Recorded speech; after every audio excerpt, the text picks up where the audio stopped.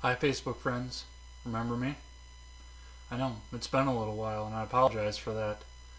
I had some personal reasons as to why I didn't want to go on Facebook anymore, and it's really private, and I really don't want to get into it right now.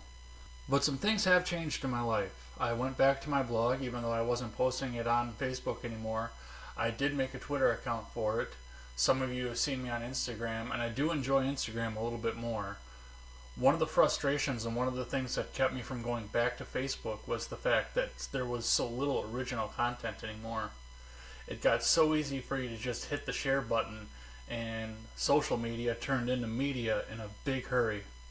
To those of you who have read my writing, you know that I do have a pretty political stance. I try to stay centrist, but I lean a little bit to the right and a little bit on the libertarian side as far as I want you to really be able to do what it is that you want to do. But I started noticing when I started writing that even though I could reach a pretty big audience on Twitter, and I could reach an even bigger audience on Twitter than I think I could have just by staying with people that I knew, I still wasn't reaching the audience that I had hoped to reach. Plain and simple, the printed word is dead. I'm sorry to say it, but it's true. Even most of you who like to sit and read articles on Facebook, I've noticed, go through and see the headline and then repost. Some of you do go through and read the whole article, and that's pretty impressive. But our American lifestyle has put us into a point that we're so busy that sitting down to read an entire article sometimes gets to be tedious. Reading is a nice thing to fall asleep to. I like to read books until I fall asleep, or magazine articles, or news.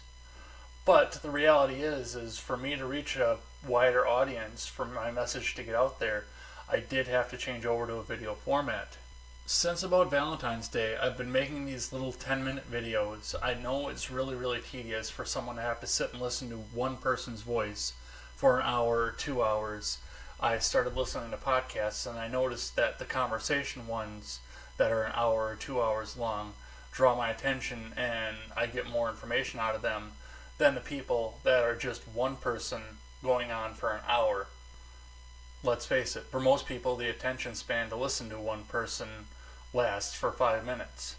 Some of my opinions are not going to be popular, but I'm going to try and back them up with research. What's been one of my goals for doing a video channel over doing a written channel is to do more research into what I'm writing and the message that I'm putting out there, rather than just be an opinion speaker.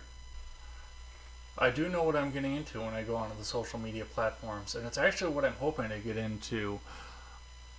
I started this channel because I wanted to start discussion. The political spectrum of our country has fallen so far into tribalism, it's hard for anybody to have a conversation. It started on the left, but the Donald Trump faithful have fallen into the same trap. They don't want to have a conversation with anybody that doesn't agree with them 100%. I want to be the bridge. Yes, I lean a little bit to the right, but I encourage people that disagree with me 100% to comment as long as they're civil and get a discussion going. I'm in the process of changing my video sign-off right now, but one thing that I'm going to keep in there is that I'm going to encourage people to discuss down in the comment section below the videos and over on Twitter. When I decided to come back to Facebook, I also realized there would be another forum for people to discuss the ideas on. With a little bit of skill and a little bit of luck, there will be enough likes and shares that my message will span across another medium, and there will be more discussions cropping up. That is the entire goal of this channel, is to get discussions going so that we can reach across the aisle and start taking back this country. I know that between the message and the fact that I disappeared for a year, I'm going to lose some friends over this. But I'd hope that you would invite me back into your life, 10 minutes a week, maybe 20 if I get ambitious and get 2 videos going. And you can use my videos as a starting point to talk to somebody that may not agree with you. I can tell you outright that I'm not going to be as active on social media as I used to be, because let's face it, I was Facebook addicted for a lot of years. But I will do my best to come back and answer any constructive comments that are posted on any of my videos, and if I can help to keep the conversation going and offer a counterpoint or agree with a point, I will do that as well.